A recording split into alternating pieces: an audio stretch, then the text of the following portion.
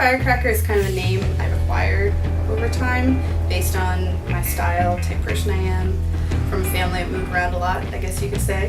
So, and maybe I'm a bit of a firecracker. I have been tattooing since late 2007. I am a second generation tattoo artist.